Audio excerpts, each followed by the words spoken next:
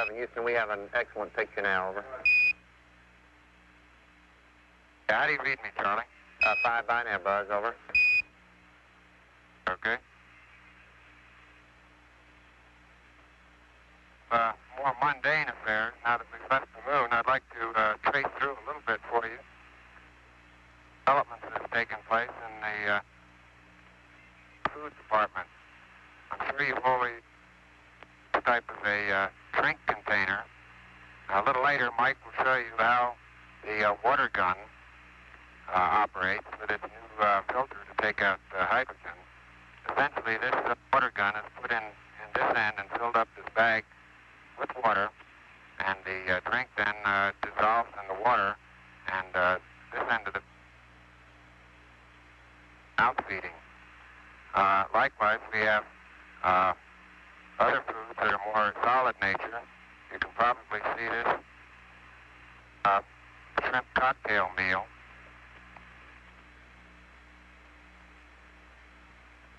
This afternoon, while the two of us had salmon salad.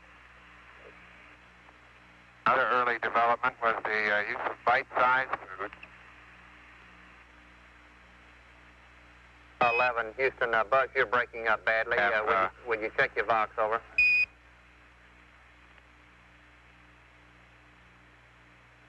All right, how am I coming through now, Charlie? All right, you're very clear when you come through. It's just that your Vox is not keying at every word, over.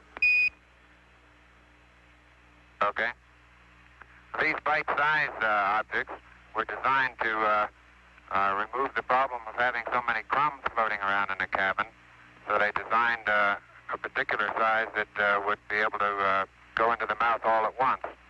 I think since all of our experience, we've discovered that we can progress a good bit further than that back to some of the type meals that we have on Earth. As a matter of fact, on this flight, we've carried along pieces of bread, and along with the bread, we have a ham spread. And I'll show you, I hope, how easy it is to spread some ham. Environment of 0G.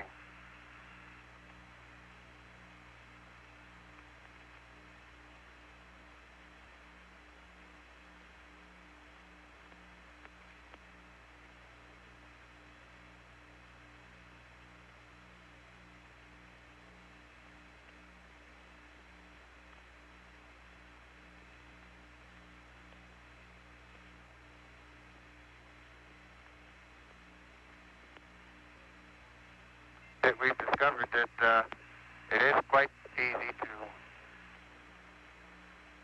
all very familiar with.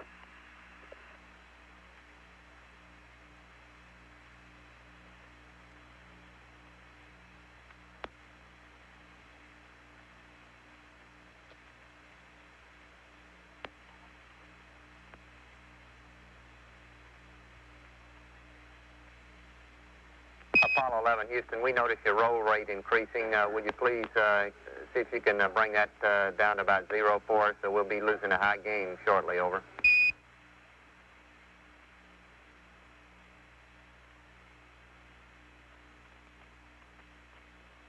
We can also use zero gravity to demonstrate many things that we've all learned in school. I'd like to demonstrate briefly how easy it is to explain the action of a gyroscope. If I spin this can, we know that according to the equations of motion, that we would expect that if once this is given a spin and has a spin axis in this direction, if we give it a particular torque, and I'll do this by pushing my hands against it in this fashion once it's spinning, by the equations we can predict that as I put this torque on it, it will in fact rotate this direction.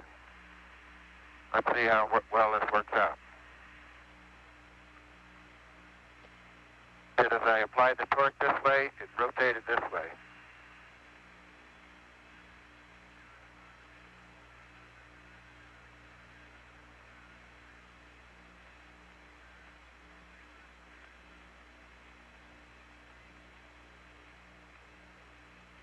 Too close, I think.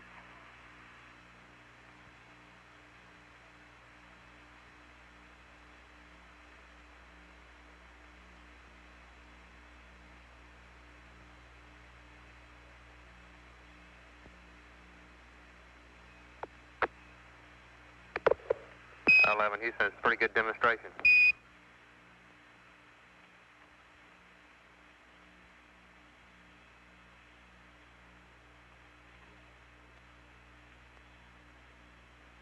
Houston, this next is a little demonstration for the kids at home, all kids everywhere for that matter.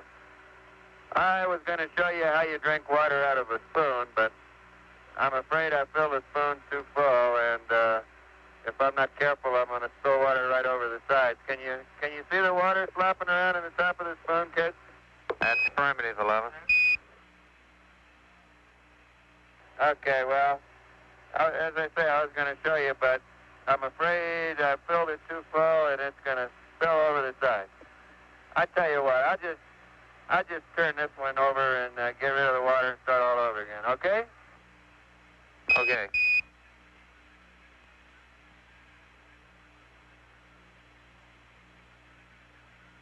And you can see up here we don't know where over is. One up is as good as another. That really is water, though, I'll show you.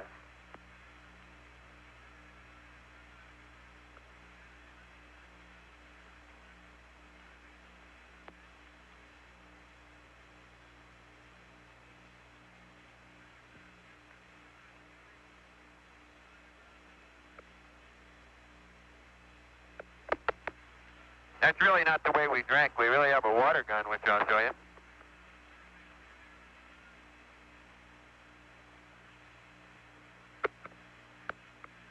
Here's the water gun. This cylindrical thing on the end of it is a filter with several membranes. One allows water to pass, but not any gas. The other allows gas to pass, but not any water. So by routing the gaseous water, which comes from our tank, through this filter, we're enabled to drink purified water without the gas in it, filtered water.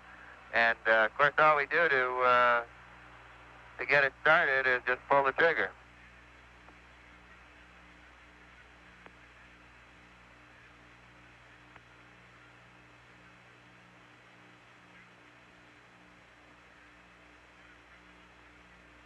Sort of messy. I haven't been at this very long.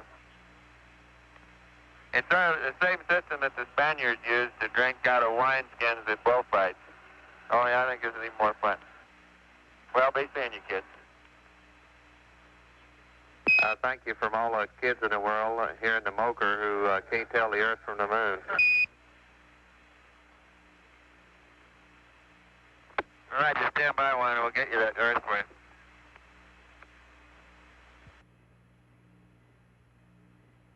That's why I've been eating so much today. I haven't had anything to do. He won't let me touch it anymore. Right.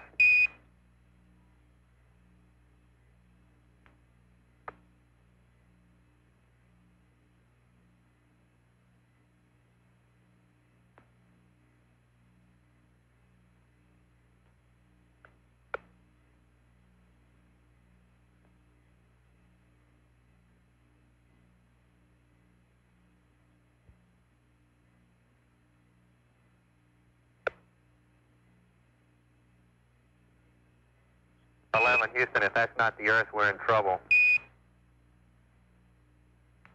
That's the Earth, and we have a very good view of it today. There are a few more cloud bands on than yesterday when we beamed down to you, but it's a beautiful sight.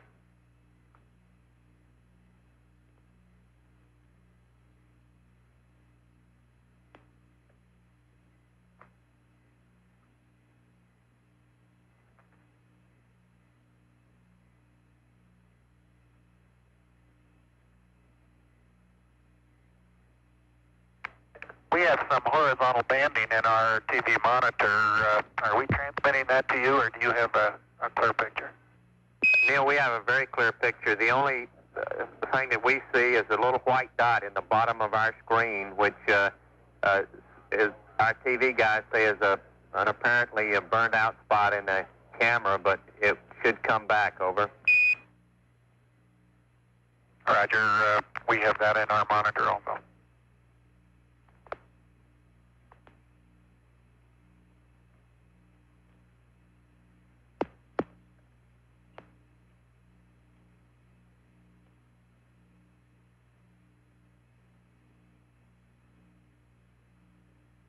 11, Houston, we do have 3 lines across our TV. I thought it was just a transmission problem, but everybody's telling me now that it probably is on the downlink. Over. Now, those are the same 3 ones that we have. Okay.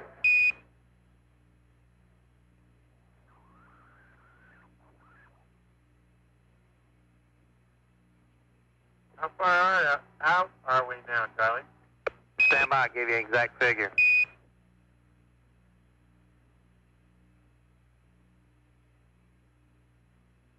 You can notice the difference between yesterday and today. This is as large an image as we can give you. Roger, it's distinctly smaller. You're now 177,000 miles out. Over. That's nautical miles. That's affirmative. 11 weeks. Go ahead, over.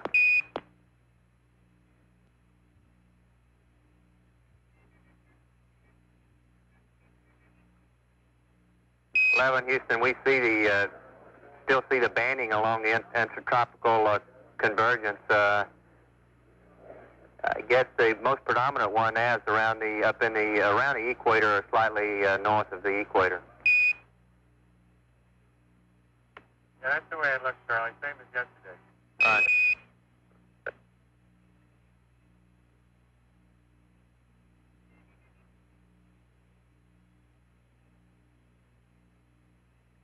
Keep the Pacific Ocean nice and clear and calm on Flag Day. That's all we had.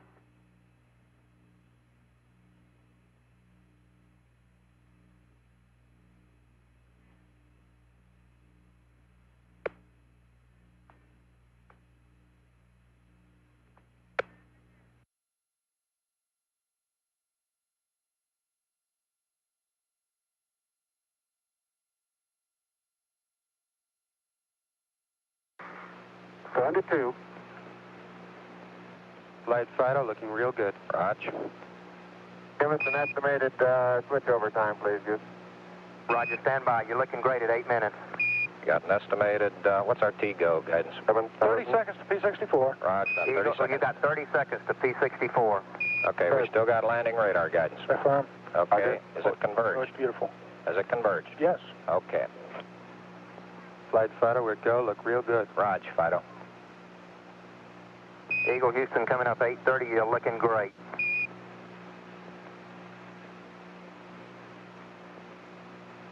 P64. Okay, they got 64. T-go's good. Roger, T-go's go. We have position 2 on the alarm. Roger, position 2. All flight controllers, 20 seconds to go for landing. Eagle, you're looking great. Coming up 9 minutes.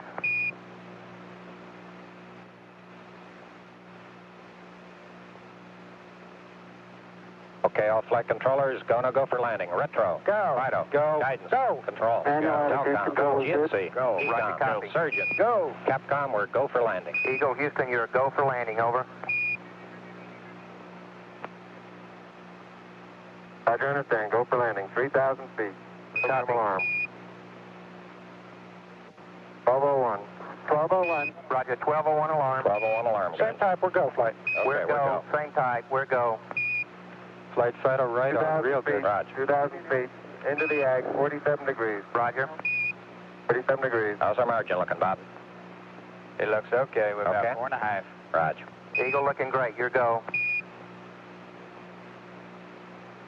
Altitude update in the eggs. Looks good. Roger.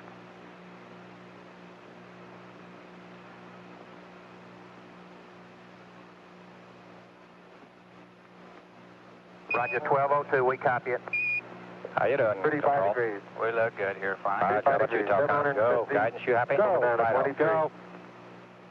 700 feet, 21 down. 33 degrees.